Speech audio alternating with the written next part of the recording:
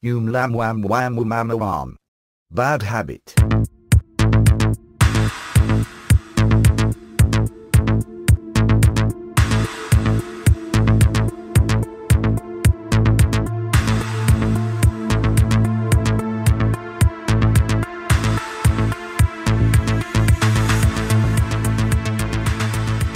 Hello and welcome to episode 140 of Chet and John's Reassuring You Finite Gaming Playlist. My name is Chet Rovis. With me as usual is John Denton. Hello.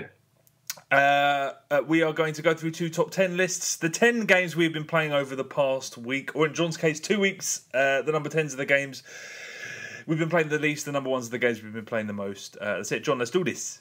Okay, my number 10's a little bit of a cheat, but no, it's all right.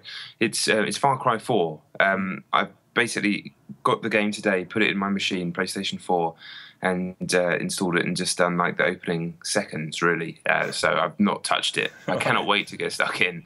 But it is, it's been a bit of a stretch. So yeah, I mean, it's a game that I'd like to talk about more, obviously, and we'll do next week. I'm sure I'll get a chance to get stuck in properly. But it's one of the games I've been most excited for in this generation, I'd say. Like when they first showed the videos, it was one of the games that I was most excited to make sure I had a PlayStation 4 for. So all signs are sounding good from what I'm hearing from other people. Far Cry 3.5 set in the mountains, that's fine. Yeah, it's absolutely fine by me. Mm-hmm. Yeah, likewise.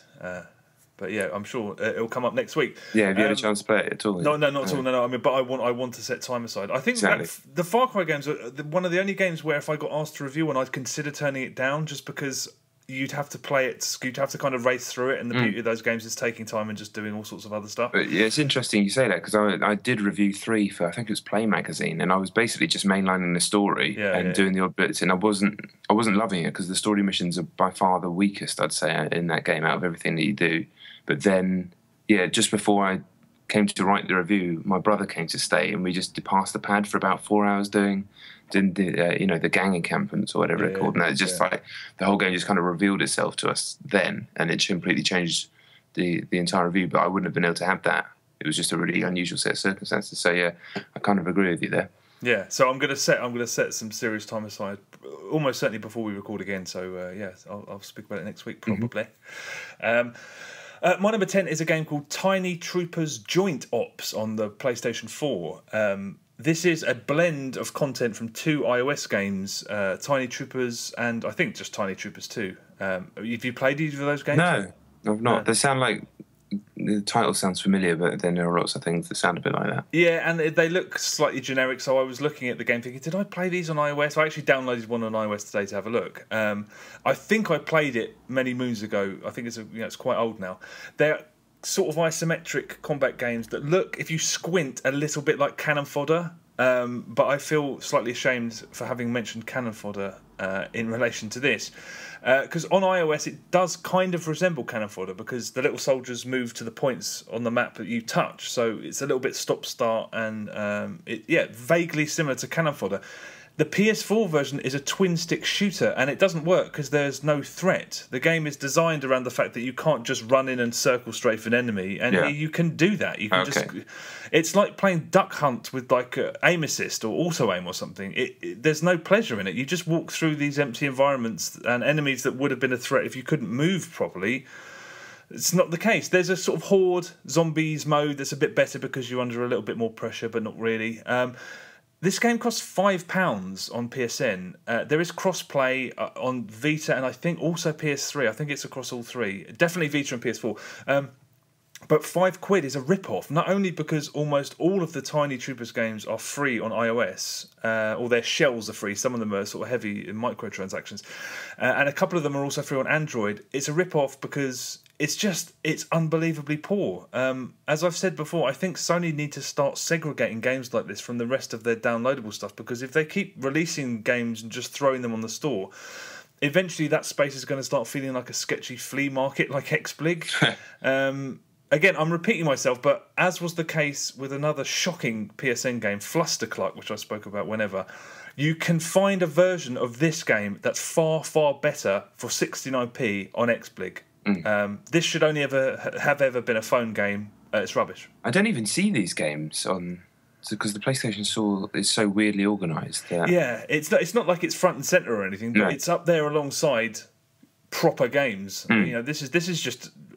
Yeah, it should never have been made. It's a phone game that has no business being on a console, and yeah, £5 may seem like a decent price to take a punt on, but it doesn't work. It's rubbish, like just proper rubbish. All right, yeah, I won't be touching that shit then. Yeah. Okay, talking of phone games then, my number 9 is a game called, it's so generic I can almost feel myself falling asleep as I say it, Dark Guardians on Android. I remember, I remembered that I had the Amazon app that gives you free games every week. I mentioned it on a previous podcast and then subsequently completely forgot about it, as is the way, and then remembered about it today. So this was the most interesting one on there, most interesting looking one, because it said it was a runner, and I'm like, oh, okay, but it was also a mixture. It said it was a mixture of a runner and a rhythm game. I was like, okay, that could be interesting. Yeah. And I guess it certainly tries to be. It's kind of stylish. It's done in a kind of almost graphic novel-y style. It's side-scrolling 2D, but the art style's nice. It's very, it's not original by any stretch of the imagination, but it's nice, kind of somewhere between, I guess, anime and just a general fantasy thing. It's a nice-looking game, but you're running left to right. You've got a bloke with a big sword. You can hit normal sword, green sword, I don't know what the green is, like electric sword or fire sword, and the enemies that come at you will be lit up in one of those 4 things, so you have to press the corresponding sword attack to the enemy that's coming at you. Of course, yeah. And the soundtrack going along to it is it's kind of weird. It's like it starts off like a normal kind of orchestrally action sweeping score, and then it just gets very dubsteppy very quickly, which is kind of unusual, but it was all right. But the idea is that the enemies come to you in time to the music, and you smack them like that. I've played other games like that, or similar games that work in time to the music. That you know, the thingy. What's he called? The little black character runs through the thing with the fucking bit trip runner. Oh, yeah, of course. Yeah, that goes to the music, doesn't it? Yeah. So it purports to work like that, but it just doesn't go in time to the music. Everything's off, and if you try and press the buttons in time to the music listening, you don't hit the enemies right, and I ended up dying. So you actually just have to play it just by using your eyes and ignore the music. So yeah, I think a colossal failure really in what it's trying to do.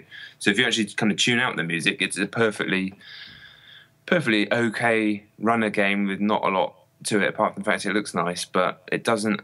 I just think it, unless I was just missing something, but I played it a decent amount, a good 10 minutes or so, enough to know that those enemies were not coming in time to the music, and whenever I just try and hit the beat, it failed me out every time. So yeah, maybe a fundamental failure. Wow. Okay. Yeah.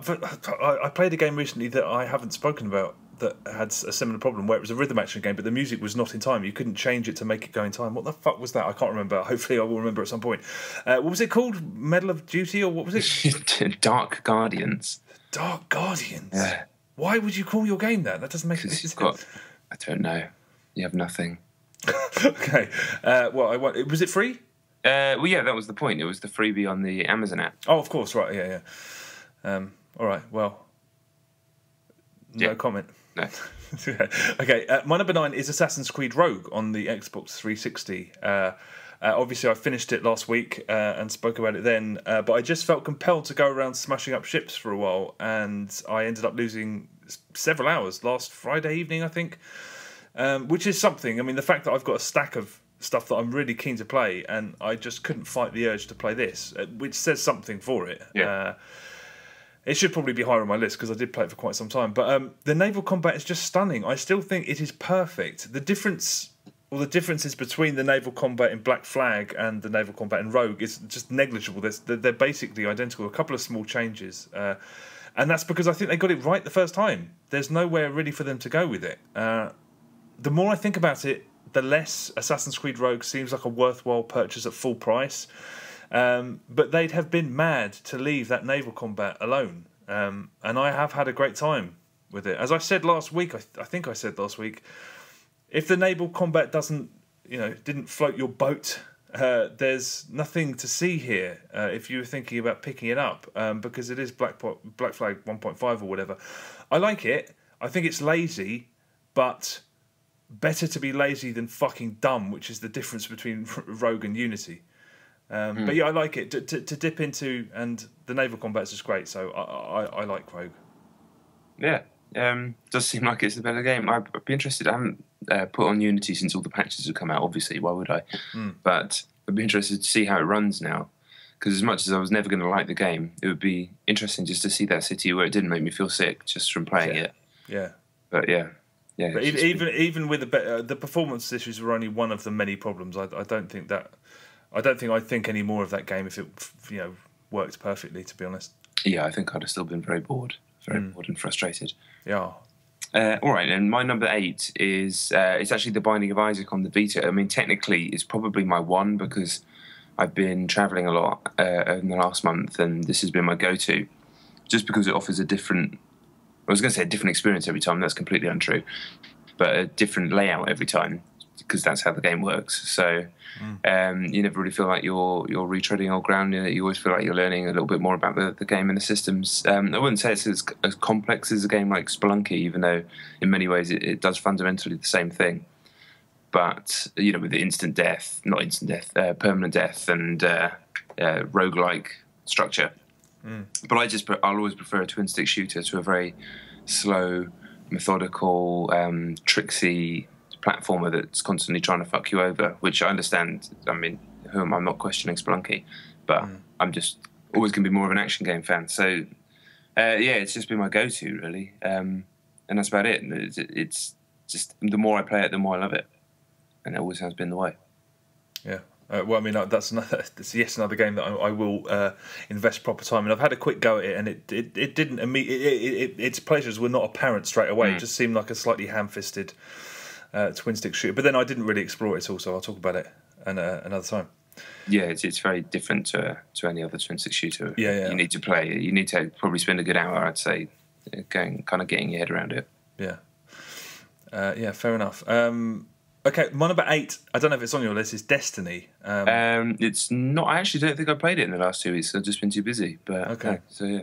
Yeah, I wasn't going to talk about Destiny, but I was meant to play Dragon Age this week, and I just didn't get the time. So Destiny is on the list. I've had a really poor spell with Destiny recently because I don't have any decent weapons. I've somehow ended up with a really, really wet scout rifle and a reasonably decent hand cannon and 2 terrible shotguns, all of which are fine against AI but do not cut it in the Crucible, and I'd quite like to play the Crucible. The last time I played this, I was basically grinding the entire time, and that sounds stupid because Destiny is just a grind, but I was grinding for things that I needed rather than things that I wanted, and that made a massive difference. So I was grinding away with a friend in the Crucible, and it was no fun because I couldn't be any good at it because I didn't have any weapons. And at one point I just lost my rag because I was playing with Zeno and he was just destroying everybody. And I just said, how do I get a good gun? All I want is a decent weapon. And he said, let's go and do the daily missions, and we'll do like a few bounties, and we did all that stuff, and I just didn't get given anything. I just asked him again. I was like, "What? How do I get a good gun?" And he just chuckled and said, "Play more Destiny," and that just left me feeling really hollow. Destiny has always been fun. It doesn't matter that there's no end game really, because it's always fun to play. It's a very social activity for me. I play it with friends, and it's great. But when you're just trying to earn the ability to play the game properly, time is not money, but I've never felt so similarly to how I felt when the time that the owners of this fruit machine that I used to make my living out of, I literally for about 2 years used to make a living from a fruit machine because the payout rates were screwed on it. And eventually the people who ran the place that had that fruit machine in it changed it back. But I kept playing it because playing it is what I did, but it didn't give me anything back. It only took things from me, and I'm currently investing time in Destiny to not be entertained very much, and it's just left me feeling a little bit deflated. It will change, as we have said repeatedly. It's a game to be played over years, not sort of weeks or months. So I think what I probably need to do is play it less in shorter bursts, and then stuff will just fall into place. But and the DLC's out quite soon, isn't it? That's true, yeah, beginning of December, isn't it? So, yeah, I don't know. It was a bad spell, and I just thought, what am I doing? And, I was told that the only solution to my problem was to spend as much time as I physically could playing Destiny, I was thought, I'm just chasing my tail here. This process is not. It's always been fun up until that point, but I just need a gun. That's the bottom line. I just need a gun that kills people because I can't kill anyone, and that's driving me insane. I started to feel that a little bit as I went from level 20 to 21. Just understand how it works to a degree. I get confused with all the different currencies, and I don't think I'll ever not be confused by all the currencies because I just struggle with when there's too much jargon in anything. But yeah, I started to feel like that a little bit because it just felt like other people were getting these nice bits of armor and stuff, and I was getting absolute shit or just motes of light, and I didn't even know what they did. And I thought this is going to be a long road for what? Yeah, but I was having fun playing the game at that point. That's the important thing. There was a long period where I wasn't having any fun, and those things. I mean, it's obviously it's random, but when you have like 6 games on the trot and everybody in the game is getting given stuff at the end of each round, and you get nothing, you're just like, what do you want from me? All I want to do is be able to get a gun and shoot people, please. But yeah, it's still good. It's just it was a bad time because that game's not pointless when it's entertaining, and it just wasn't, so it was pointless. Yeah.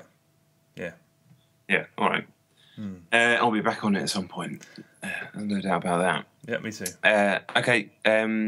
My number. Where are we? My number 7 is it's actually Mario Kart, which would be technically on this list every single week, as would Mario World. But the DLC tracks came out for the incredibly reason. I think you can get all of them. I think I paid £12 for all of them. Like this bunch and the next bunch, it's like 16 new tracks. It's a ridiculous price. Very, very good price. But anyway, this is the first 8. I haven't spent as much time with them as I'd like because my little boy just plays it, and I don't get a chance to play as much as him. But the quality is extremely high. I guess technically the weakest of the bunch is the Excite Bike track that they've done, just because it looks kind of bare bones and it's a very simple track. It's just like in a motocross stadium with just round. It's Excite Bike, but done 3D. But even that is actually a really ingeniously and almost devilishly designed course that you can just have brilliant races on, and you really have to hit the perfect line and stuff like that. Just the production is as high as anything in the rest of the game, which is to say it's near peerless. The new characters are very charming. Link is cool to have in there. Cat Mario from Mario World. Who else is in there? Or was it Cat Peach and I can't remember. But yeah, everything about it is just it's amazing. And just I bought when I saw it was £12 for all of the tracks. Considering that fucking Luigi game cost an absolute fortune. You know when they did and that just did not feel worth it at all. This is amazing. It's less than £1 for a track, and these are proper lovely tracks in one of the best racing games ever. So I can't fault it. I'm going to play more if I can wrestle it out of my kid's hand. Well, I can. He's way smaller than me, but you know what I'm saying. But he will replace this game with Smash Brothers as of about 12 hours from now, I'd imagine, when we pick it up. So yeah. I didn't realise there was as many as 8 tracks in the first lot. That's there's 8 in this lot and 8 in the next. Wow, fuck, that's loads. Yeah, for £12, I think. Yeah, that's not bad at all. You know, I'm pretty sure that's what I paid. This month's been a blur, so apologies if I can't remember things, but yeah, I'm pretty sure that's what it was. You realise you can play Mario Kart on split screen, right? Oh yeah, you should do that. But we normally just play on the pad without the TV, if that makes sense. Oh right, like as if it was a handheld. Yeah, right, gotcha. Okay. Is he playing online against people? Or is he just? He does sometimes, but he just prefers to just play Grand Prix.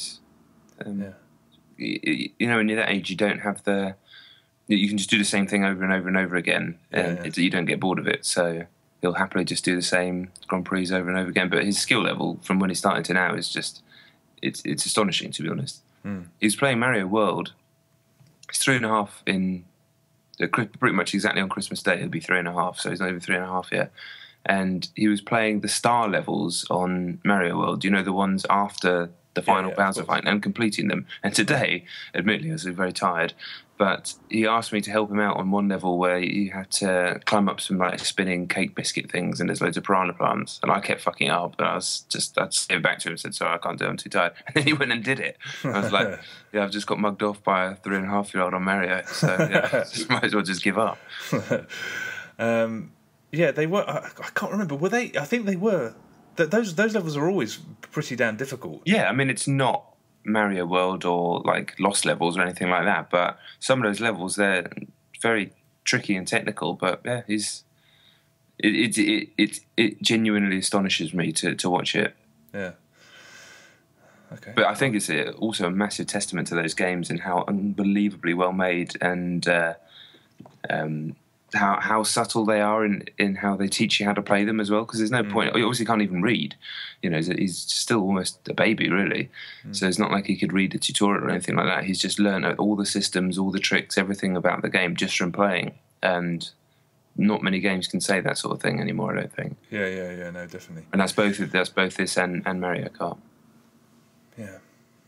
Mario Kart, I really need to get back into Mario Kart. I haven't touched it in ages, and I'm going to have to pick those maps up. It got 10 on Eurogamer, and it's just, you cannot fault it. It'll be high up there when we do the Games of the Year list. I'm sure it will be, yeah. Okay, my number 7 is a game called Never Alone on the Xbox One. I spoke about this last week. You know what this is? This is the Inuit game, right? Yeah, that's right, yeah. I basically took this round to a friend's house at the weekend to show it to him, and I kind of knew going in that he was going to react positively to it, but his reaction was like completely overwhelming. It was so overwhelming that I started to feel really foolish about having spoken about it so literally last week as a sort of a collection of foibles and technical hiccups, rather than sort of staying true to what my initial reaction was, which was very similar to Joe's, my friend.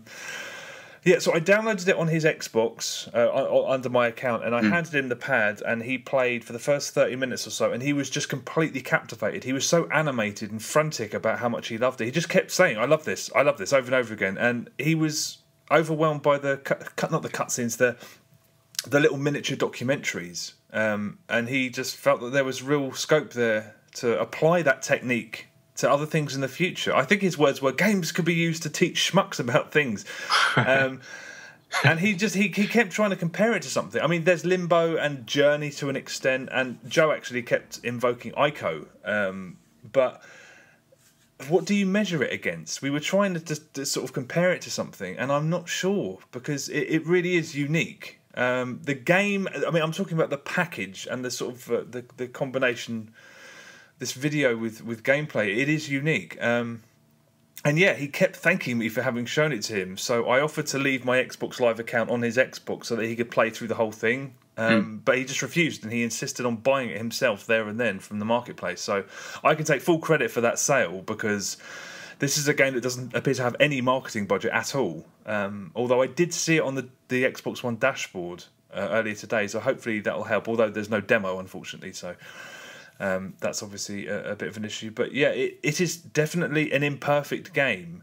Although there's been a patch, so I think it went up yesterday to address some of the technical issues. But something like this could really alter the sort of tide of public perception about how games can be created and how they can be used, because it does represent a broadening of the medium. And last week my imagining of a Mafia sequel with documentary interludes may not have been the greatest example, just because the juxtaposition between gameplay and video would be much harder to pull off in a fast-paced action game.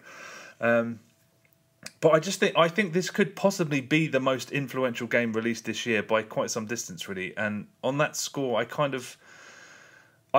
think it's a bit of a must-play, really. It is a frustrating game, and it is not original, and the narrative is not compelling, and there are glitches in it, which may have been fixed by this patch, but something has been made that previously would have seemed totally unpalatable and totally unfeasible, but they've made it work.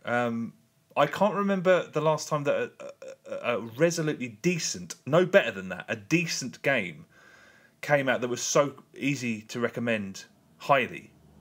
So I think that if you can play it, you really should, at the same time as knowing that I think a lot of people are going to be very, very not pissed off, but kind of let down by, because the gameplay is the least interesting aspect of it. It's more how the thing works as a bundle. It's weird. I think it's marvelous at the same time as just like trying not to praise it too much, because as a game, it's not amazing. Okay. Well, you sent me a code for it, so I'm definitely going to try.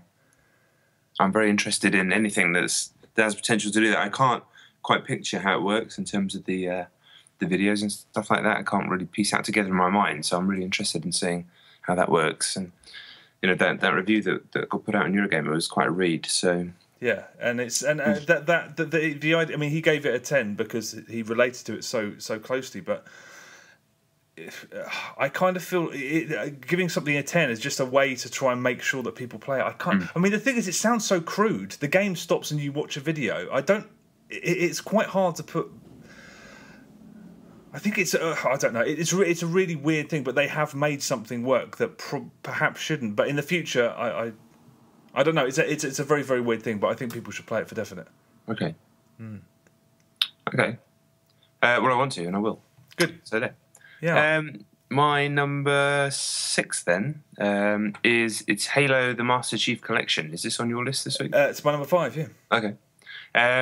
So I would like to have played more of it.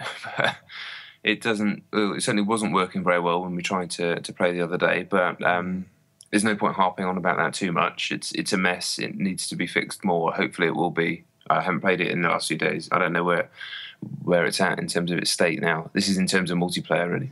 Yeah. But when we did get into games on the multiplayer, I did enjoy it a lot. It reminded me of lagging behind you, not internet lag, just kind of running around behind you in Halo 2 10 years ago, whenever it was. Well, it would have been 10 years ago. And not being as good as you at that game, but still enjoying it, running around that little building with a teleporter in the back and the river in the middle, like that level. Lockouts, obviously, an absolute world class. Yeah. Straight into the old camping point around the far side where you just camp there with the sword and ruin everyone's day, drop down the little hole, stab them up. Yeah, it all came straight back. Sniping them over the little bridge and stuff I'd miss. But it's amazing how well that holds up. Especially, I really like the treatment that they've done with some of the levels where they've redone them for some of the Halo 2 maps. They do look really nice. All that sort of stuff, very, very positive. Sitting there for 45 minutes trying to get into a game while we all did complicated things with our Xboxes and tried to quit out and jump back into the game. That's not something I ever want to experience again. So I'm reluctant to jump back on the game until I know that it's completely fixed and you can just get a game just as you would on Call of Duty or whatever. But yeah, I was surprised by how well something that is now quite archaic in terms of there's no run button in anything but Halo 4.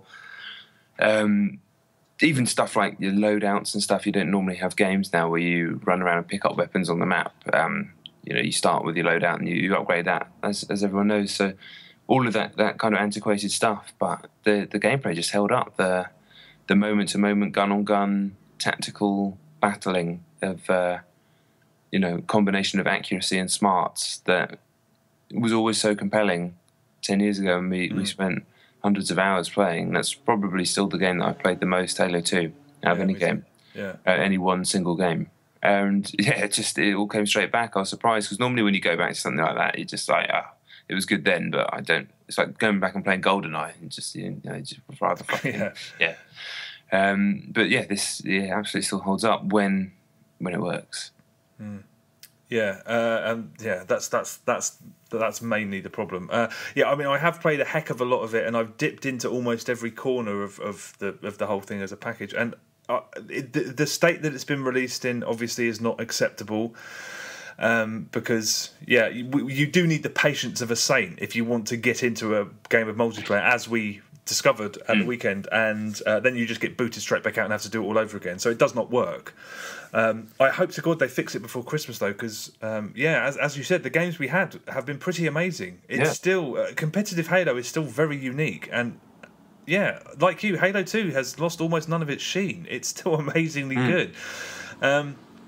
I think about the package as a whole, I think the first thing to point out is that I'm not as angry as some other people who've shelled out for this, and I think it's partially because I am totally seduced by the presentation, which it feels like the best, most expensive Blu-ray box set you've ever bought. Yeah. And the crazy wealth of things to do and see are housed in this insanely slick menu system that you can't get lost in it. It's impossible. It's so efficiently designed that it's impossible to get lost in it. Collections like this are almost always presented really badly. I still remember the DMC collection in which you couldn't get back to the main menu without quitting everything entirely, and the menus looked like they were like scanned magazine covers from 10 years ago or something like that. And I have to give 343 credit. They have fixed co-op, and I mean they have properly fixed it. Last week, Dave and I spoke about how completely unplayable Halo 3 was in co-op when we tried it, and now it is the slickest thing in history. We did the first couple of missions of Halo 3 on 4-player co-op the other night, and it was an absolute pleasure. It worked faultlessly. Oh, nice.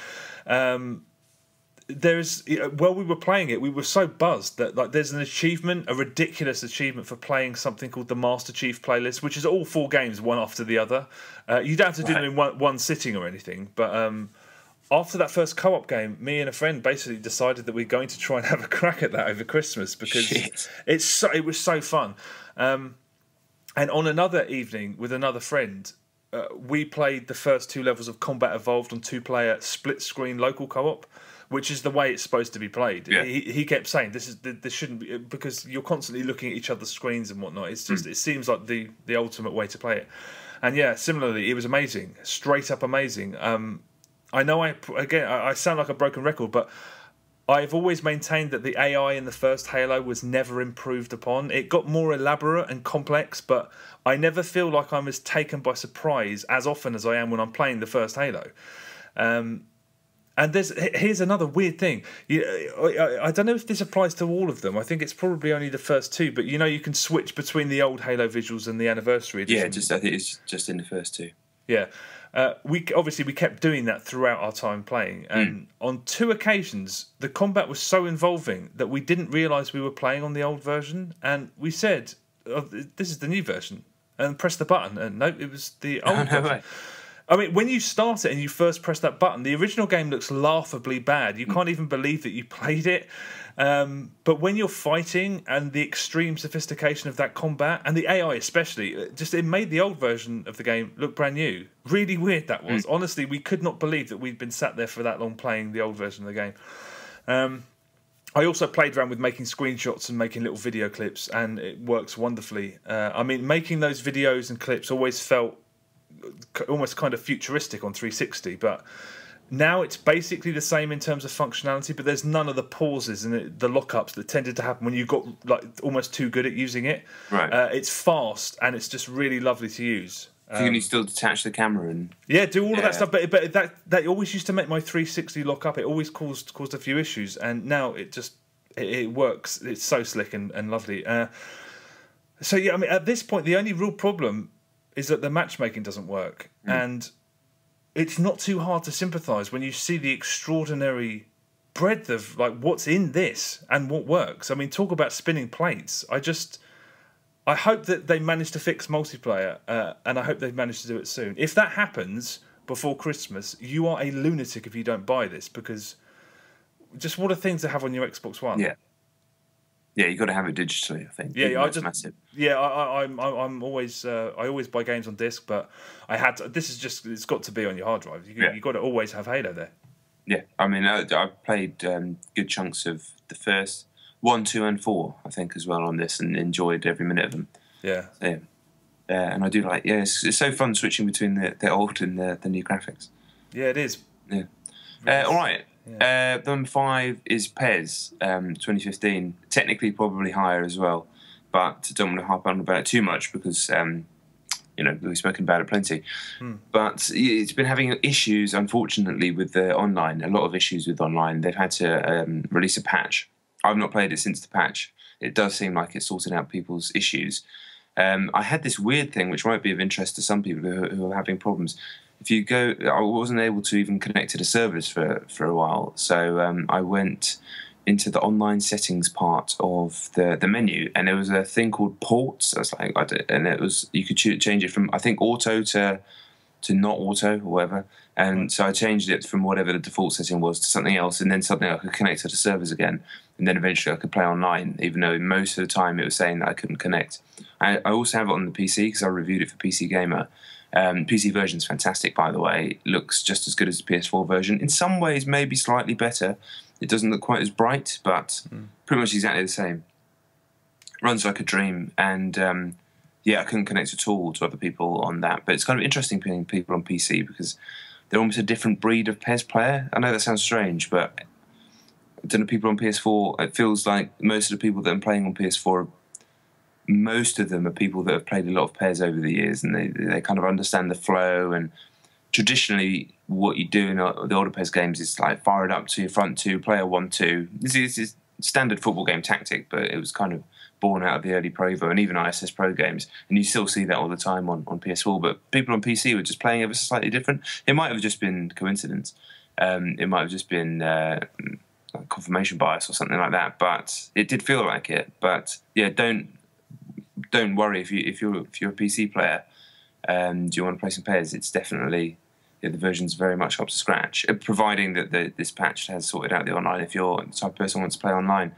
But yeah, just absolutely loving the game and learning so much more about it the more I play, which is always the hallmark of a great Pro Evolution Soccer game, that you start to get really comfortable with the player movement and just how to actually execute things on the pitch, because then you can start letting your kind of muscle memory take over rather than actually sort of fiddling and being hamstrung by the controls. You just start to let your mind play the game, and then it becomes even more enriching. And I will always like the fact that when you change tactics in Pro Evo, it makes such a difference on what happens on the pitch. I mean, like entire games, I've been 2-0 down against Real Madrid online and changed my game plan at half-time to combat what I'm seeing. I'm seeing Ronaldo's getting this space, and you don't need to have a great football mind. I certainly don't have one of those, but you just have to have this player is getting a lot of space in this area, or I'm getting a lot of joy down the left wing. I need to refocus my play.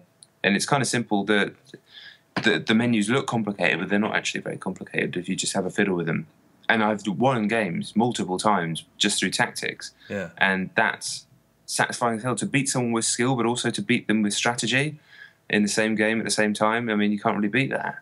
Yeah. That's some top shit. I just wholeheartedly and highly recommend it. I've been banging on about the series again pretty much since we started this podcast, to be honest, but I feel way more confident recommending this one than last year's. I mean, last year's was a bit, it had its quirks, let's say. I loved it, but this one is way more immediate, and it's just the depth in this compared to FIFA. I mean, people might want the FIFA experience, and that's absolutely fine, but if you're someone who's watched football every weekend, sat up watching Match of the Day as a kid, now watch every, as there are millions and millions and millions of people in this country that do that, then it's got to be Pro Evo.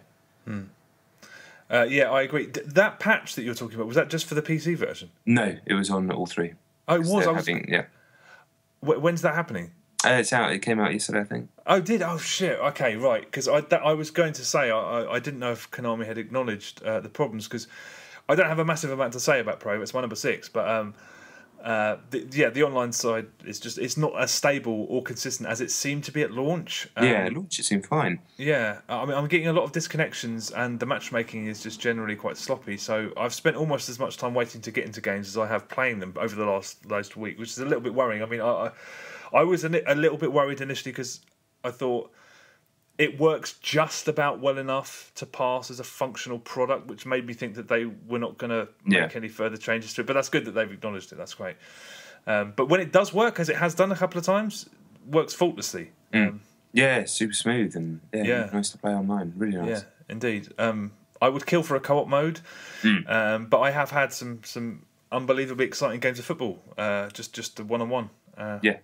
And it's exciting in the exact opposite way that FIFA is exciting. I think we've hit a brick wall now regarding Pro Evo, because I feel like we've said everything that there is to say about it. Yeah, there's not much more you can add. Yeah. I mean, one thing I will say, very sensible choices on the behalf of the development team in allowing the second player, the conceder, to skip the replay of the other person's goal. I mean, FIFA 15 gets bogged down in all these weird cutscenes constantly when you're playing online. So if the other person chooses to, they can have you watching offside replays, throw-in animations. I mean, you can just be there all day, and it's so infuriating. And PES, it flows so much better because you can just skip through all that. And if you want to watch your goals afterwards, you can just watch the highlights afterwards and save your goals if you want to. If I've scored a screamer, I'll just wait till the end of the game and watch it. But it's amazing that FIFA doesn't have that. I think it's part of. I think that they like that. It's like having teabagging in a game. It's really just like it's pretty appalling, really. But but it's there because people like it for some reason. And me and Dad, FIFA's not on my list, but we've been playing a lot of co-op seasons, and it's just every single opponent forces you to watch their goal replays for like 30 seconds. Yeah, that's it. In PES, if someone scores a great goal against me, like a great team goal or just a screamer, I will actually not press start and allow them to watch their replay, and then it's up to them if they want to press start. Then after one replay, we'll go back into the game, just out of a common courtesy. And people do that to me a couple of times. Yeah, when on FIFA, when someone scores a great goal, you're like, oh, fair enough. You watch that a couple of times, but you wouldn't watch the slow motion footage of the players walking back. I mean, it's just that's a terrible situation. But Pro votes, it's immeasurably more realistic and thoughtful than FIFA is. Have you tried to make sense of my team again? Because I had another crack at it. Pretty much with it. Oh, really? Yeah, I understand it. I got it straight away. Basically, what I did is there was a lot of information at the beginning, and I was starting to read it, and I was like, I'm not going to be able to take any of this in. It's just going in one ear and out the other. And I just pressed all the different menu options, and it started to make sense. I still don't really know why it works the way it does. You have to sign these agents, and that means you can sign players. But basically, all it is you have to sign what's called an agent, which is the ability to put yourself into the lucky dip to get a player. But you can sign multiple agents and combine them to get a higher rated player, or more chance of getting a higher rated player, or you can get a higher level agent straight away for, again, the chance to get a higher rated player. But apart from that, it kind of works like Ultimate Team. The language of that thing that I've just described, which probably sounded completely baffling anyway, what I just said, is 10 times more baffling in the game. Utterly baffling. But I got my head around it. It's a good mode, definitely, but that wasn't working at all with it, because it's basically an online only mode. You can play against a computer, but you're not going to. So I haven't gone back to that, but I can see it sinking its teeth in a little bit, definitely. Well, I like Ultimate Team in little fits and starts, but I'd rather play the PES version of it. I tried again. I think the tutorial, or what passes for a tutorial, is laughable, because you just click. It's like, click here to do this, click here to do this. You're like, when am I going to need to do this? What's the, it's just like it wants to run out of the door. Like, you got everything, see you later. And you're like, but I don't know how these pieces fit together. But I like Pro Evo. The fact that a patch has gone live yesterday, that's great news, because good. Yes, I'm happy. Yeah, that was my 6. That was my 6. 5 was Halo. So okay, so that was my 5. So my 4 is it's actually Battlefield 4, the final stand. Oh, of course, which I reviewed for Eurogamer. What I said in my review, and I talked about the maps, but it's like this was the 5th or maybe even 6th thing that I've written about Battlefield 4 for Eurogamer this year. In terms of map pack reviews, because I did one about a patch as well. So, I mean, there's only so much you can talk about the specifics of maps. To be honest, by this point, the only people that are reading an article like that are people that have already got the maps and are just reading it, just to see if your opinion matches theirs. People who just want you to stick the boot in to EA. Nobody else is reading it. Nobody else could possibly care about the 5th map pack for Battlefield.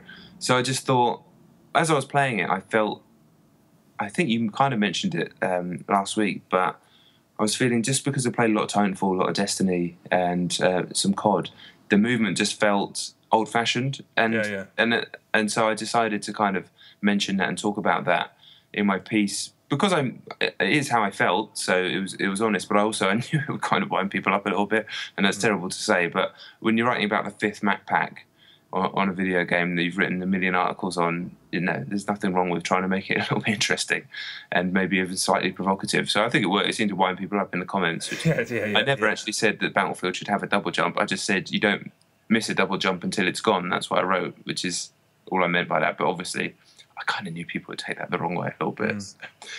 But the maps they're good. They're very big. I've never been a fan of the giant maps in Battlefield anyway. I prefer stuff when it's a little bit more intimate because I'm rubbish. I'm not very good, yeah. I'm definitely particularly bad in aerial vehicles. And for the purpose of the review, I was just playing on my own, obviously in a squad of randoms, but it's not, you need really to enjoy the game, you need to be playing with people that you know, at least two, I'd say. Big, giant, snowy maps. One of them reminded me of that excellent mountain map from Bad Company 2.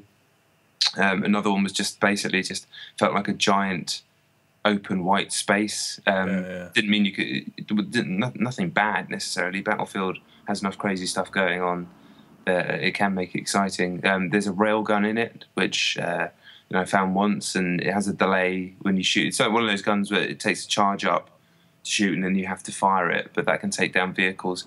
It felt like they had this idea of doing stuff in the future, but it didn't go all the way with it. And I said at the time in my piece, that's fine and understandable, but at the same time, it's slightly frustrating to be teased with this interesting take on Battlefield. But it felt like almost like a 20% effort, and effort's the wrong word because I don't want to say that they've been lazy. It's nothing to do with laziness. It's just it would be way more interesting if they could have somehow made a full-on futuristic, everything moves differently. I'm not expecting them to have actually been able to do that, but do you know what I mean? Just like, yeah, of course, yeah.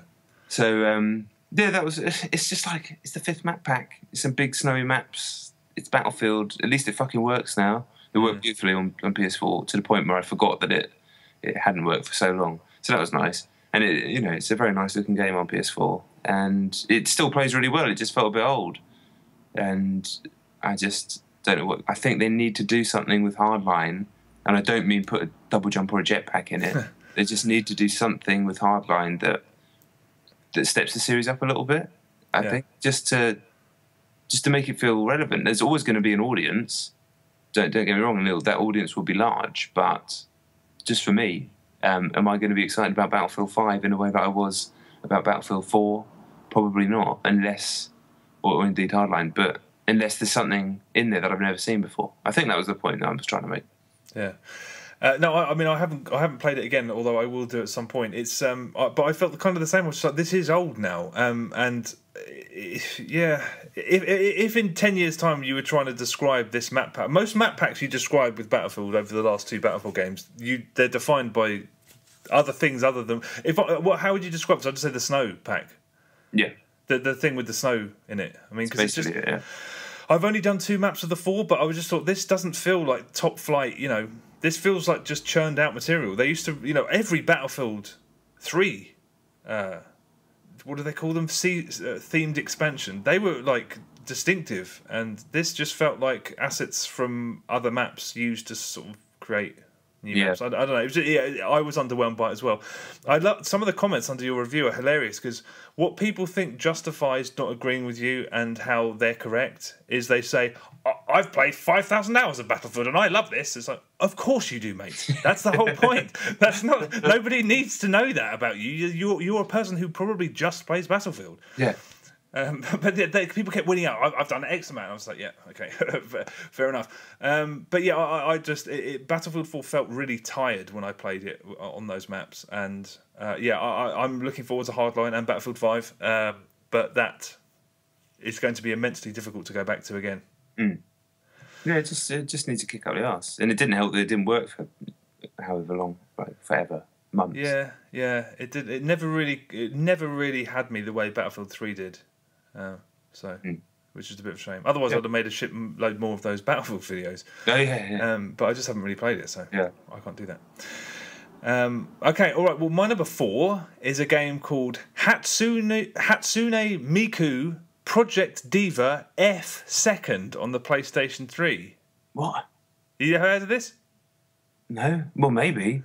I don't know. That just sounds like words. Hatsune Miku Project Diva F Second.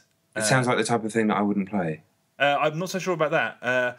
I'd never heard of this series, but it's the umpteenth iteration, and these games are huge in Japan. I think this one went to number 1 earlier this year when it came out, I'm pretty sure. It's available on Vita as well, but I played the PS3 version. I think in Japan, it's sold best on Vita, I'm pretty sure. But it is an unbelievably difficult rhythm action game. Oh, okay. It's a game that clearly prides itself on how punishing it is, and it is brazenly alienating straight away. What it is a series of Japanese pop songs, pop videos, and you watch a 3, 4, 5 minute music video while hitting the button prompts as they appear on the screen, sort of standard stuff. But at different frequent junctures, the music videos appear to have been so violently and hyperactively edited and animated that it kind of troubles your ability to see the very, very diminutive little button prompts that are buzzing around all over the screen. And that's another reason that this is so tough. Everything moves, and everything moves very quickly. The note charts appear in different areas of the screen, and the little bulbs of light that inform you when you have to press the button in question as they pass over it, they're whizzing around from every corner of the screen at different speeds, moving in different patterns. So you have to learn the songs. You have to learn each song one at a time. It's a memory game as well as a rhythm action game, because it's just too chaotic to just pick up and play and have a quick go at. Another thing is that in order to progress and unlock another song, you have to really succeed. Like, there is such a small margin for error that I managed to complete 2 songs on normal over the course of 4 hours, and I only did those 2 by the skin of my teeth, which is another big problem, is that easy mode is so easy that it's not very fun. Right. Playing songs on easy only lets you use 1 or 2 buttons, which is just boring. And when you put it on normal, sometimes you're using almost every button on the pad and everything moves at hyper speed. I didn't look at the 2 difficulty tiers above normal, but I may have a look on YouTube and just break down and cry, but yeah, it's a shame that there is such a massive chasm between easy and normal. That just seems like a misstep, really. It's also a shame that there aren't any online leaderboards, because the game seems built for online leaderboards. If you're competent at it, I bet that's a horrendously addictive score attack game locally. So the fact that there's no online scoreboards seems a little bit mad. There is also a surprisingly elaborate mode where you can re-edit the music videos and toy with the camera angles and the shot duration and whatnot, and that's really cool. I'm not the kind of person that would ever spend time making a new version of one of these music videos, but if you enjoy editing video anyway, and I do, this is well made enough to engage people who do want to make something like that, and you can share them online also, I think. There's also a way you can toy with the note charts as well. You can basically make your own song. Not make your own music, but, make your own levels. Although that was slightly more intimidating to me. I tinkered with that a little bit, but I ended up leaving it alone quite quickly. So, yeah, the game is really well executed, but disturbingly difficult. And it doesn't seem to realise how much better it would be if it had online leaderboard support. If you live with friends and you're all into Bimani games, rhythm action, this is recommended. Put it this way, if I came down to your place for a weekend and I brought this with me, we would not move for 3 days. Really? Yeah, but the thing is, you can't just dip into it. You have to study it in chunks and then repeatedly test your metal against it, because it's so hard. And it's chaos. Trying to make sense of that, it's just you can't. I mean, it's a game to be obsessed over. I would potentially love this and be willing to put time in if the social elements were stronger and I had a bit more time on my hands. But there's nothing mysterious about its success in Japan. It's clearly good. It's like the Dark Souls of rhythm action games. Okay. It does sound a lot more intriguing than I thought. I thought it was going to be some RPG or something. Which... Yeah, so did I. No, but when I realised what it was, I was like, yeah, I'll definitely play that. But it's kind of disappointing that there's no entry level, because easy is boring and normal is way too difficult. So you just kind of flip between two. I don't know. It's an invitation to get completely and utterly seduced by it and play it like no other rhythm action game you've ever played, because you can't just dip in and do a song. You have to study the song, learn where everything comes from, and then play it. Which is not that's enjoyable, but I don't need an obsession. No. Yeah, obsessions. They're not good in October and November. No, they're not. I potentially, though, if we both had this and there was leaderboards, maybe. But yeah. Although it might just turn into Rock Band Blitz and just be horribly depressing for me. Oh well, I love that. So yeah. All right. I've already Hatsune Miku Project Diva F2nd. Did I get it right? Yeah. Oh. I'm quite impressed with myself. Is it Hatsune or Hatsune? I always Hatsune. By default, Hatsune. I always put an accent. Oh, but do you know what? The people will get annoyed because I know you don't say the U, do you? You just skip straight over it. So it's probably like Hatsune or something like that. Fuck knows. People I don't care. I've just instantly stopped caring. Right, my number three is The Evil Within, also known as the game that's taken me longer than any other to complete. Yeah. I feel like I've been playing this game longer than any other. I feel like I've been playing this game for about 100 hours.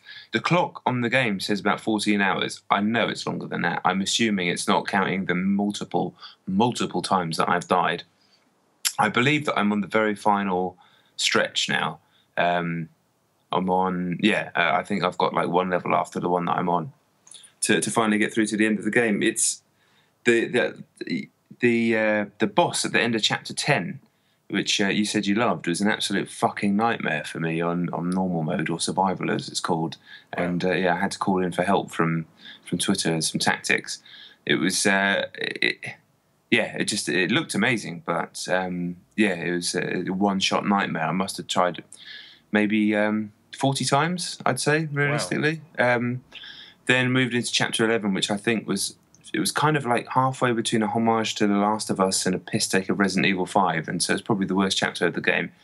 But it had some shootouts. The odds are stacked against you to ridiculous degree, like putting you in a room with 8 zombie men and you have no ammo, and literally no ammo, and the only way I had like one bullet, and it was sort of shoot a guy, hit him, run around all the other. This ridiculous Benny Hill scenario in this room for about 20 minutes, where eventually you manage to kill everyone. Then you open the door and one of those twats with a smiley face and a machine gun is just standing there.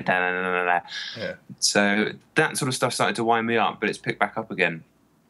I'm desperate to finish the game. I still think it's one of the best single-player games I've played in years, despite those problems. But I never wanted to knock it down to the easier level because part of the appeal of the gameplay side of it, not so much like the set design and all the other cool stuff about it, is I really love how much a lot of it feels like you're really overcoming these seemingly inescapable and impossible situations, and you just genuinely believe that as you go into it, it's like, there's no way the game's fucked up here. There's no way I've got enough ammo to do this. There's no way I've got enough health to do this. And yet somehow you just manage to scrape through every time. That's tremendously engaging when the balance is right, and it's not really gone wrong yet. I thought that that boss had been was a fuck up, but it turns out there's a kind of specific and very cool way of doing it, and I reckon I could honestly, I think I could do it first or second go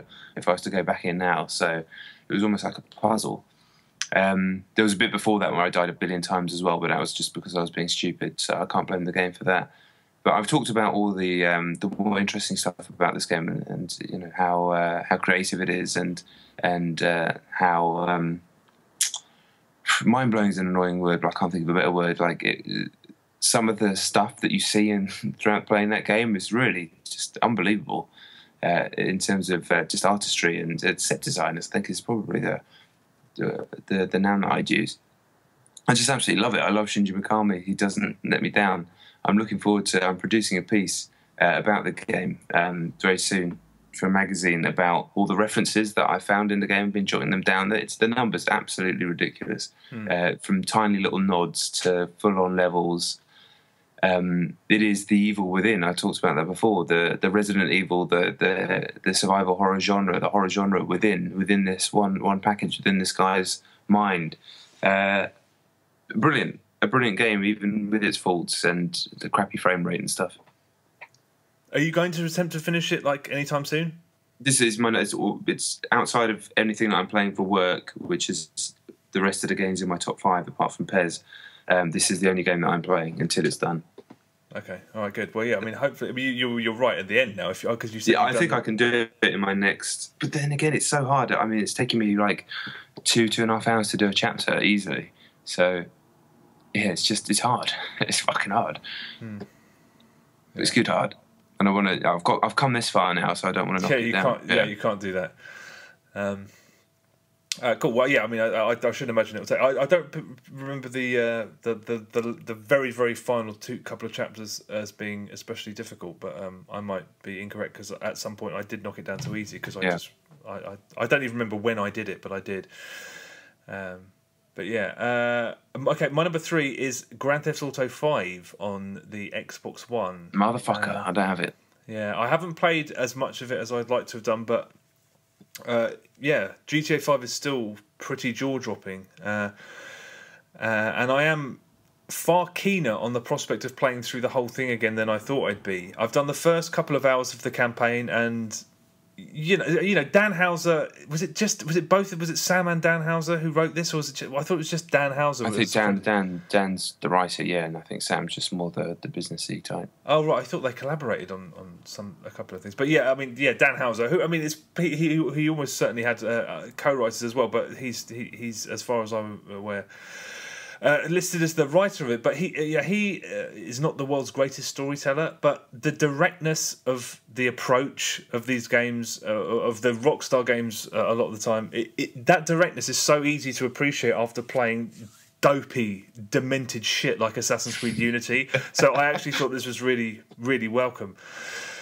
And it's an amazing place to just wander around and watch stuff happen, and it looks absolutely stunning. It's not as shocking as the original was, because that was like the apex of what was possible on those consoles, but it's still totally lush, totally interactive, and the illusion of it being a palpable, functioning place is rarely broken, if ever. Again, in sharp contrast to Assassin's Creed Unity. The first-person viewpoint, which is the main sort of point of difference between the last version, is a weird one, because I think it's weird because it doesn't quite feel like first person. It feels like you're viewing everything through like an old-fashioned video camera that's resting awkwardly on someone's shoulder.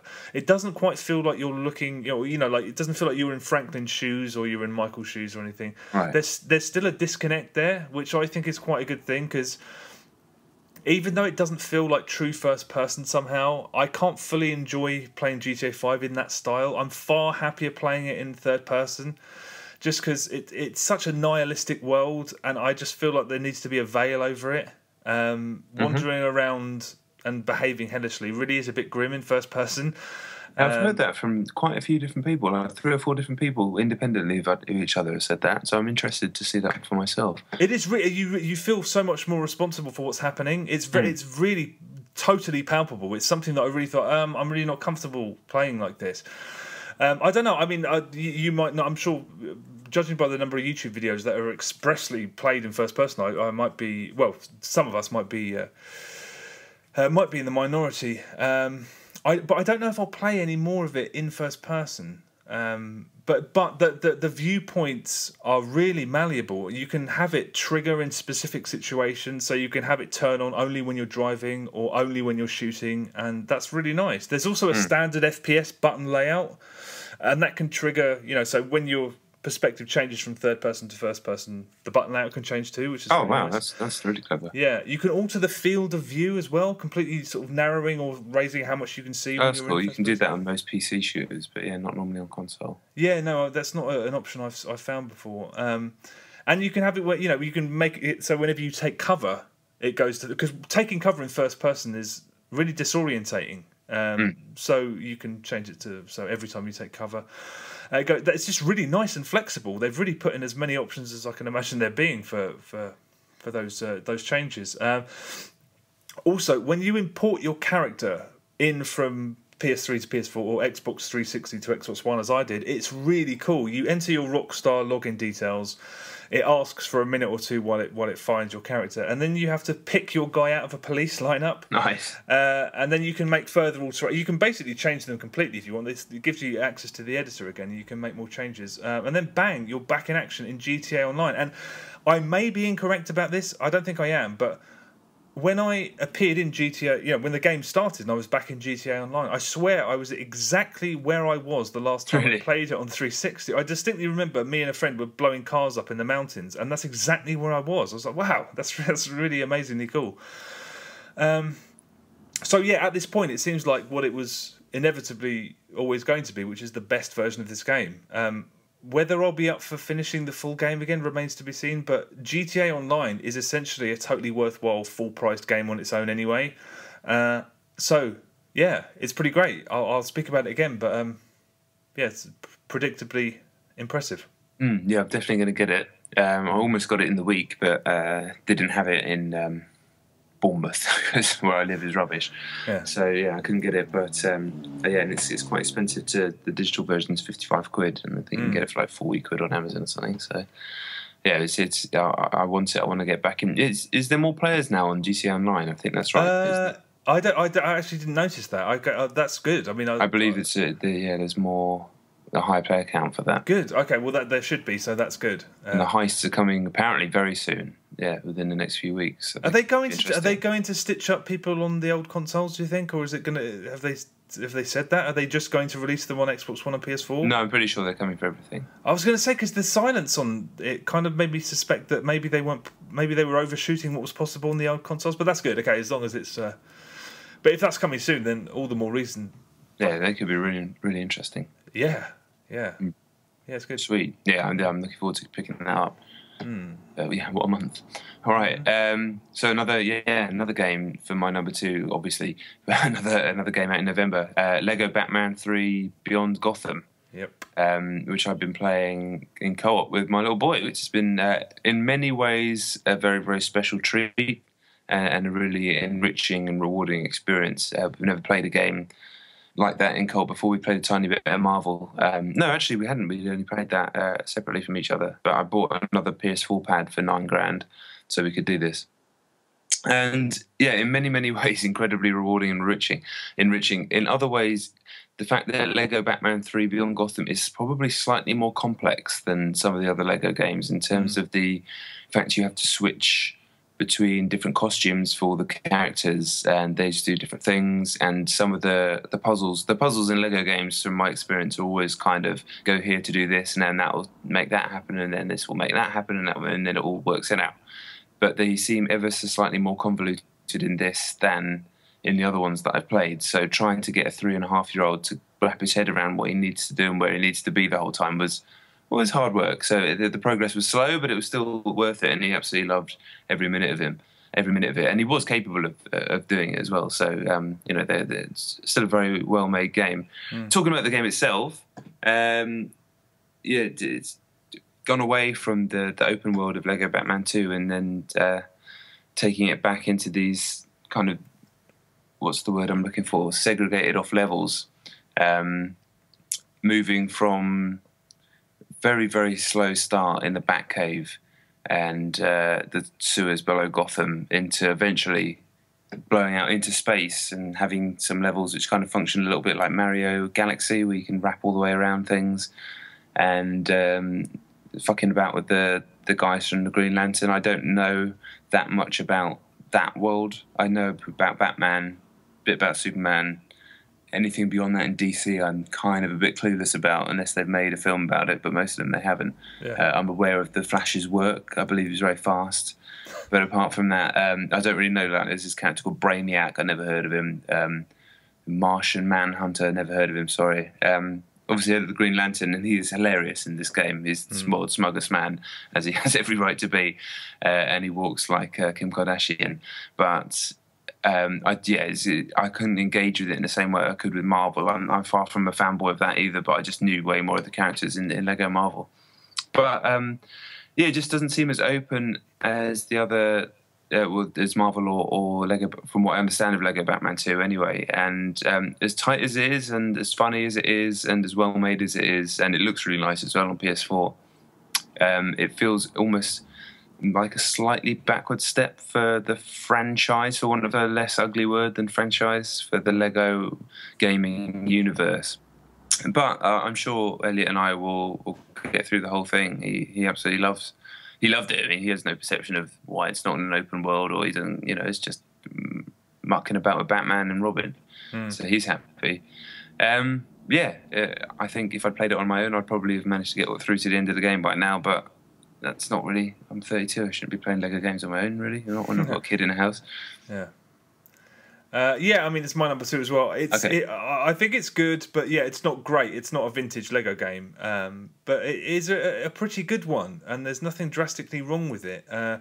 I think what hurts it more than anything else is the first third, which is based entirely in outer space, and everything takes place in large sort of space station chambers that all basically look murky and almost identical. So the first 3 or 4 hours basically feel like you're playing the same level over and over again, and that's doubly problematic because one way in which these games always are so good at disguising how repetitive they are is through constantly shifting the environments around. Visually rich environments as well, so this is a game that actually feels quite cheap at first until you start to really let loose. After it leaves outer space and you're reminded of how fun and glossy and inventive the games are when they aren't inexplicably set in space, I think it really picks up pace as soon as it starts becoming what most people expect from a Lego game. Like, it doesn't even feel... These games are traditionally quite lavish and expensive looking, and this one doesn't feel like that at first until it leaves space. I also agree with what Sam said a few weeks ago, in that it does kind of flirt with being incomprehensible at the beginning. For a Lego game to assume prior knowledge of these obscure characters with complicated origin stories and whatnot, I was just like, it's a strange move. I was like a little bit confused at first, but again, once it leaves space and everything just becomes a bit of a mad, hectic chase, then that stops being a concern. There are way more characters than I remember being, even in Lego Marvel. I just mean characters that are consistently playable, and this means that. Those, those explanatory little, there's a little bat logo, panels, and you hit them and they give you a little tip. There's so many of them. It's maddening because they are so prevalent that they're just in areas where loads of combat takes place. I just kept hitting them, and there's like a 1.5 second delay where you can't jump back into the game from that panel. So, frustrating. There was even one right next to... It was like a in-game bit that you either had to hit. I can't quite remember. You either had to hit it or press the action button to activate it or something like that. But the thing was next to it, so you'd whack the thing, and that was doing my head in. Yeah, that was a rare occurrence. But in combat areas, they do appear too much. Yeah, I'm not used to finding these games frustrating. So the fact that kept happening was a surprise. But on the whole, aside from a Resogun pastiche that just doesn't really work very well, I just didn't think that was... I thought it was a really bad approximation of that game. Aside from that and the dull opening third, that's the other thing. Those space station levels are often so dark that the objectives are less clear than they should be. I think that's one of the reasons it's not so engaging at the start, is because it's not really... Everything's not clear. But yeah, once it gets going, it's definitely good. It's just not as good as any of the other Lego games, I don't think. If you're looking for a Christmas present for someone and you haven't already picked up Lego Marvel or the Lego Movie game, I'd recommend those two over this one, unquestionably. But it's good. It's just... They're very, very often so much better than that. I've not played anywhere near as many of them as you, but I think I'll be leaning a little eye towards getting back through Marvel superheroes before we finish this one, I think. Yeah, that's the better game. Yeah, no doubt. Sweet. All right. My number one then is actually WWE 2K15 on Xbox One. I've been watching wrestling again this year after taking a long hiatus, as daft as it is. But I figure I watch enough real fighting now, so it's okay to watch some pretend fighting as well. I don't have to feel bad about it. Yeah. So I was actually quite looking forward to this game. I quite enjoyed last year's game. The one before that they had a really good mode where you could play through the era where I was really watching loads of it when I was like between 16 and 20, the Attitude Era. That was a really good mode in WWE13. So I was looking forward to this one. New graphics. Ukes have been helped out by Visual Concepts of the NBA 2K team for this one, apparently. So they say. Not too sure where. So you're thinking, okay, some of the screenshots are coming out and it looks nice. Maybe this is going to be the one where it really goes to the next level. And it's definitely not that. It's definitely not that. This is at times incredibly shoddy. At times it has glimpses of potential, but for the most part is a bit of a disappointment. First things first, it's feature stripped, so it's lost that hilarious story creating mode, which is like a real hidden gem in the last few years' games. And there's a whole culture that's been built around those modes, and this like subculture on the internet that creates this like wrestling product based around that. And apparently it's hilarious. I've not really paid attention to it, but I remember just making stuff that was making me laugh my head off on I think it was 12 or 13 on that mode. So that's gone, as has the create a finisher thing. Well, I don't really have time to start doing that kind of thing anymore, but the fact that you could create your own moves is always really cool. It's completely unique to the series, and that's gone as well. You can obviously still create a wrestler, create an entrance, all that sort of stuff, but even that, like the create a wrestler mode, takes like 5 seconds to load in the different faces and things like that. So I just made someone just like generic white man with long hair because I didn't want to sit there loading in every single texture. It takes forever. That feels really shoddy. And that shoddiness carries over to the matches, which is obviously by far the most important part of a wrestling game.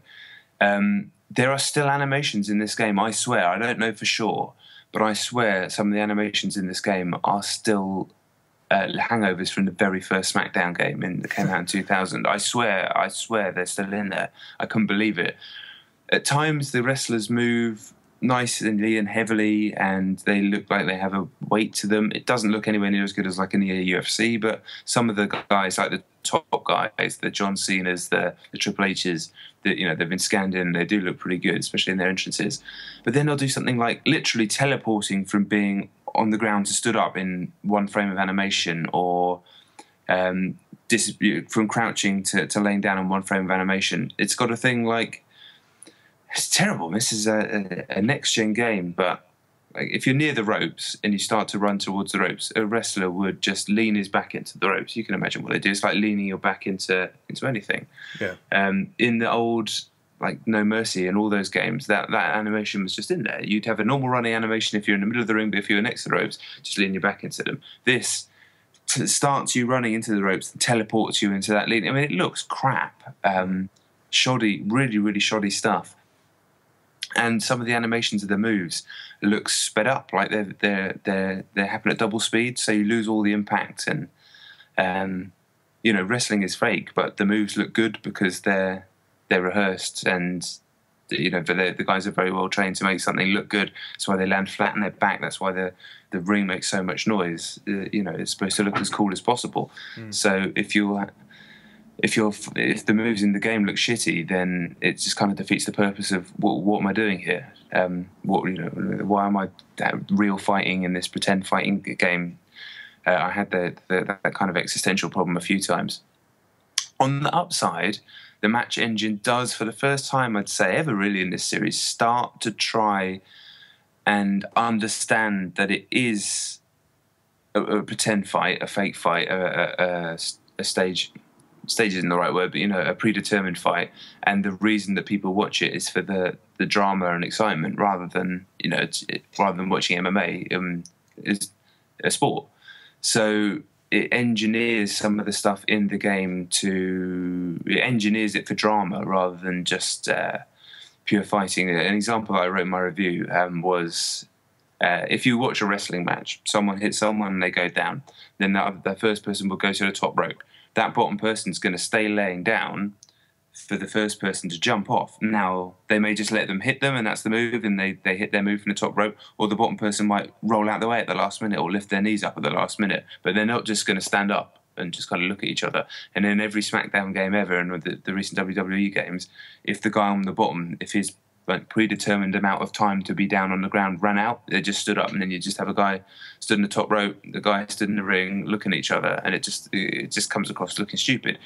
Now the guy on the bottom will stay on the bottom, and you can either hit the reversal button at the right time. So making strides in the right direction, these games need to be exciting. That's the point of it. They need to be able to engineer something that there's an approximation of what you were to watch on the TV, the near falls, when they kick out just before it gets to 3 on the 3 count. That's why, as stupid as it is, that's why that's what makes wrestling fun. And if you get into the characters, that's what's compelling about that, the matches, as well as the kind of stunt work and athleticism. but apart from that, I mean, even that still leagues, and I mean leagues behind those N64 wrestling games in terms of that sort of stuff. It will never catch up to them, and it's embarrassing to say that. Like, the first one of those came out in this country in '98, I believe. Then the WWF versions of it, as it was, came in 2000. That's a fucking long time ago. Yeah. And then, the rest of the stuff, the My Career mode is just text boxes telling you, oh, well done, you've won 3 matches, you get a title match next. You go up from this thing called NXT, which is like where it's a TV program, but it's like where the development, where they develop the new wrestlers, and then you get moved up to the main show. But there's nothing interesting about it at all. It's just little people appear in text boxes telling you that you've done good or you haven't done good.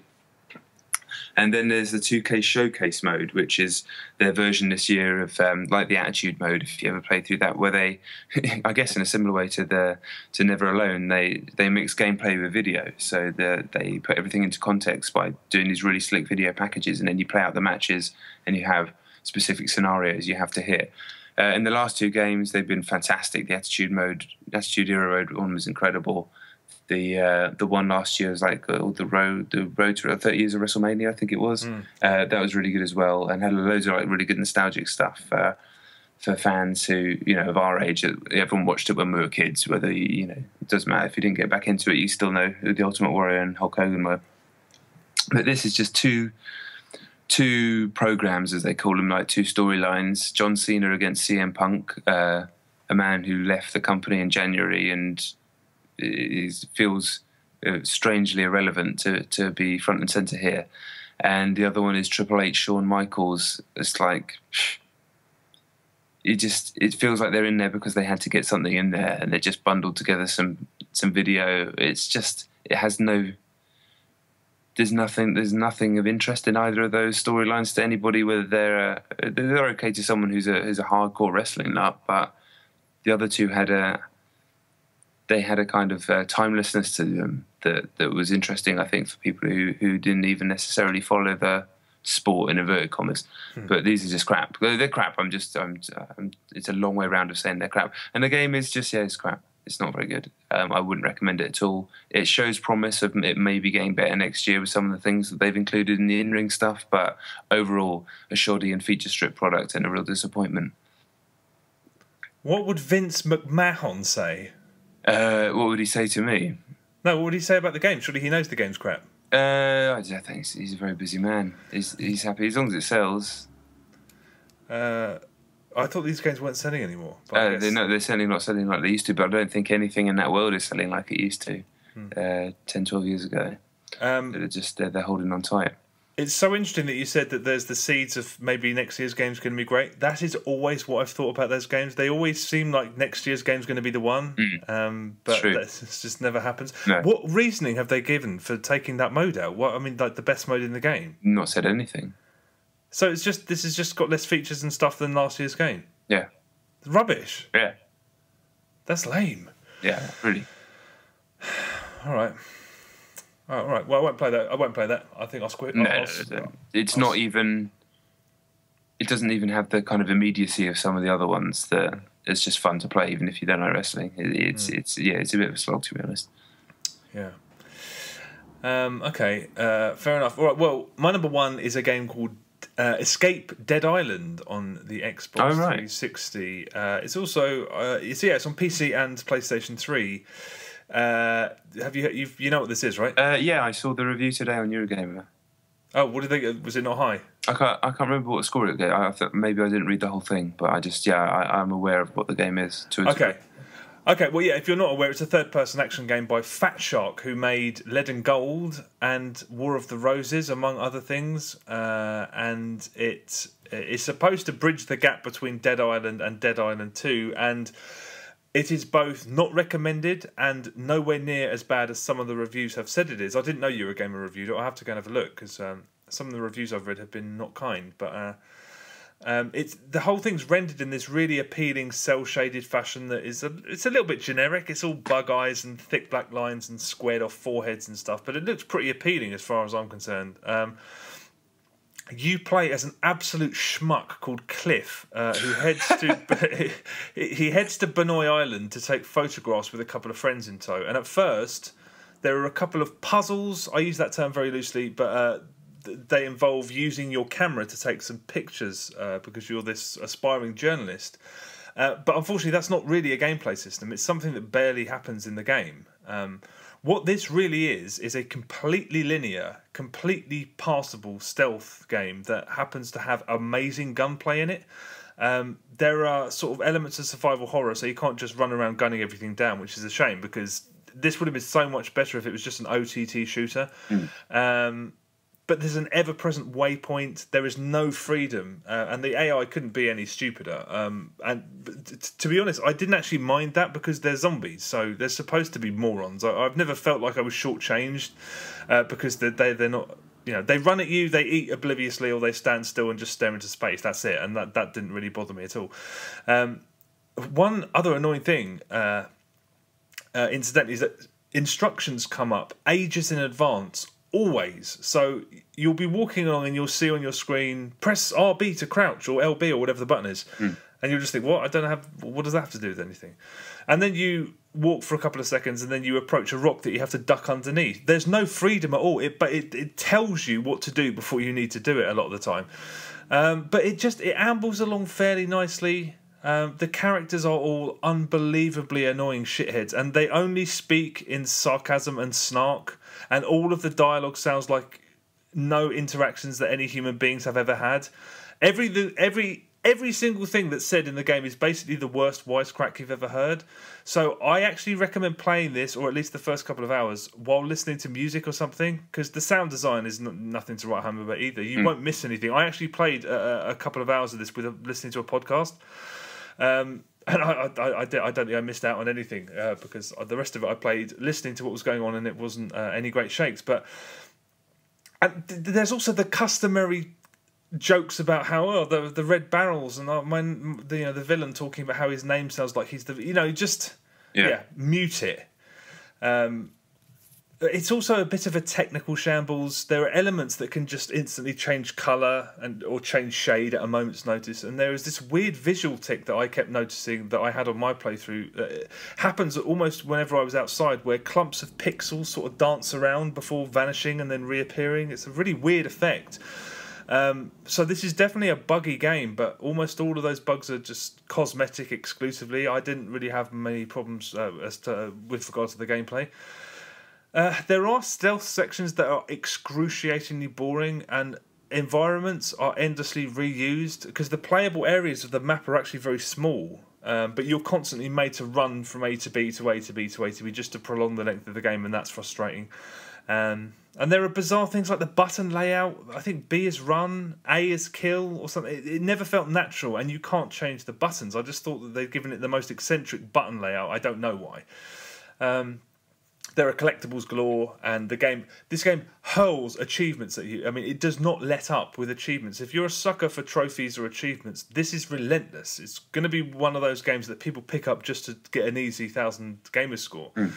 But basically what ruins the game and makes it not recommended even slightly is that it's these overlong stealth sections in which you walk along crouched, creeping up on zombies and stabbing them in the head. It's just, they're so very old and so very boring. I felt like I don't know how many times I've snuck up on somebody while I'm crouching and then press one button and kill them. Yeah. And there's a monotony to way too much of it, where you're traversing old ground to get to a new area, blah, blah, blah.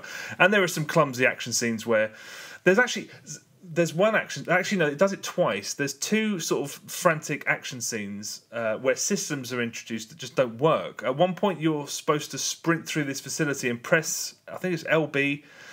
on 360 to knock zombies over as you run because you're trying to reach this door. So you keep doing that and it works fine, but whenever you get to a door, there's this long-winded door opening animation. Right. And by the time you get to the door, there's 5 zombies who've just been knocked over who've come to get you, so you can't get out because they're hammering you. And it's just completely weird. You have to stop and kill them. That's the whole point. This system they implement can't be used. Right. There's also no health bar. There are health upgrades that you find, but you never know how close to death you are.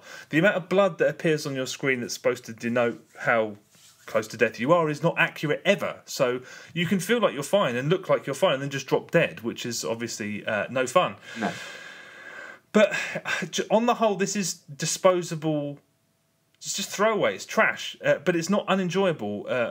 I think the biggest issue is pricing. It's a full-priced game, Right. and it should be downloadable only, perhaps, or £20.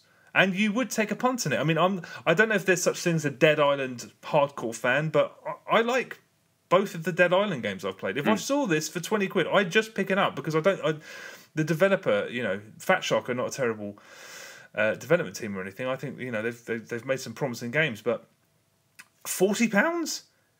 I like this about as much as I think it's possible for anyone to like it, because I am a real sucker for shit action games, but it's not worth 40 quid.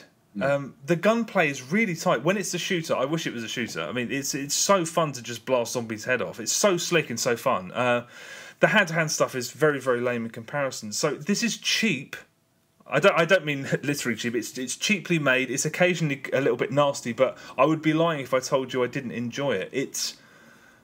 It's reasonably high-level, absolute crap. Okay. A game I will never play. Yeah, it's weird. I know that I have a soft spot for rubbish like this, but yeah, I don't know. I mean, it's not good, but there are moments in it where you think the gunplay's so good. I just wanted to walk around shooting things because it feels so nice, and just the effect that the cell shaded blood splatter and stuff. It looks cool. I'm just like, yeah. So it's a weird game. I hated so much of it, but I played it and I enjoyed it ish. I don't recommend it. Don't buy it. Don't let anything I've said come across as a recommendation because I will feel guilty if someone pays money for it. But it's not terrible. It's not far from terrible. It's sitting right next to terrible, flicking it. But yeah, I don't know. I enjoyed it, but then I like crap like this. You do. All right. Well, I guess that's it, isn't it? That's it. Yeah. Done. Sweet. Another one in the can, number 140. Yep. Thank you very much for listening, as always. Nice to be back. Chet and John back after a couple of weeks talking to other people. Yeah. At John Denton, at Chet Roivas, at Chet and Johns, at Facebook. Go to the YouTube channel, Yep. Chet and John. Leave us a review on iTunes if you want. Talk to us on Twitter. That's always good. Do whatever you want. Tell people about the podcast. Just go and have a nice time. You can do. There's loads of options. All the options. Yeah, pick your favourite. Thank you very much for listening, and yeah, hopefully see you next week. Peace.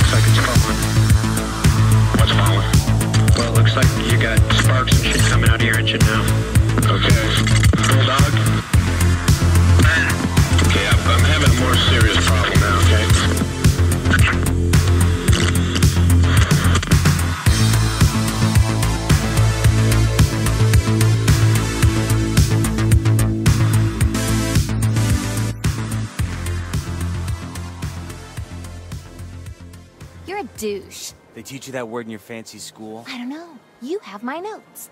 Now give it. The douche abides. So helpful. To make amends, you should go find my voice recorder. Please? Uh-huh. Thank you, kind sir. Come game time, I want you to use that thing tenaciously, profusely, and, just talk to everyone. Don't worry. I'm a ninja with this thing. The ninja, the skipper, and the douche. Sailing the high seas for revenge and respect. Shut up. Just calling it like I see it. I'm heading inside to record some notes. Too much background noise here. What?